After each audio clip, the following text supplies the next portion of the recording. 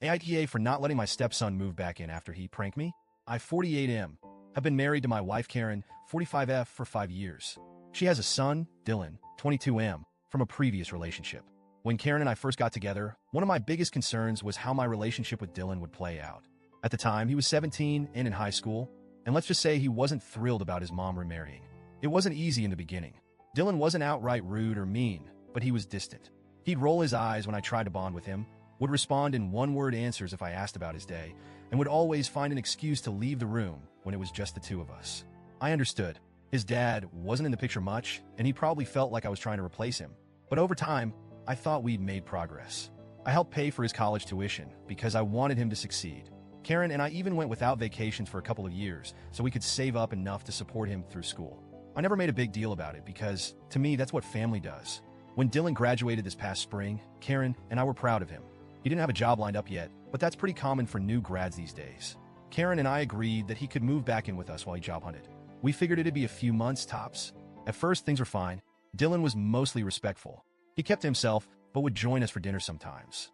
I didn't mind having him around, though I'll admit I was looking forward to getting the house back to ourselves eventually. Then about a month in, Dylan started hanging out with this new group of friends. I don't know much about them except for what he's told us, but apparently they're into pranks. Harmless fun, right? Or so I thought. At first, it was small stuff. He'd jump out from behind a door to scare me or put plastic wrap over the toilet seat. Annoying, sure, but I brushed it off. I even laughed once or twice because I figured he was just trying to have fun. But then the pranks started escalating.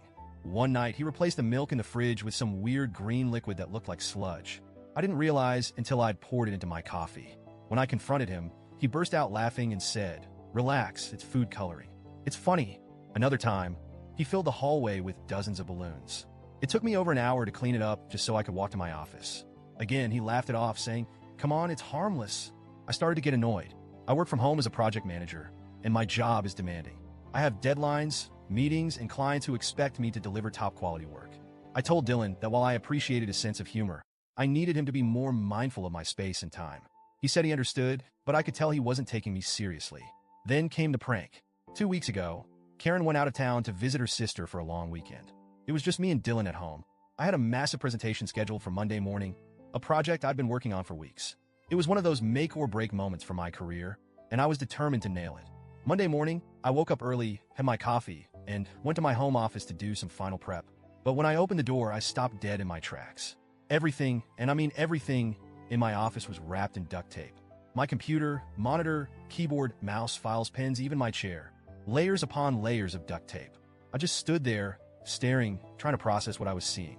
And then I heard it, Dylan laughing behind me. I turned around, and there he was, phone in hand, recording the whole thing. "Gotcha! What do you think?" he said, grinning like he just pulled off the prank of the century. I couldn't even speak. I was so angry I could feel my blood boiling. I didn't have time for this. I had less than an hour before my presentation, and now I couldn't even access my computer or my files. I snapped. "What the hell, Dylan? Do you have any idea what you've done?" He just shrugged. "Come on, it's funny. Chill out." "Funny?" I shouted. "You've ruined my presentation. I can't even get to my files because of this stupid stunt." He rolled his eyes. "It's just a joke, dude. You're overreacting." I lost it. I told him that this wasn't a joke. It was disrespectful, immature, and completely out of line.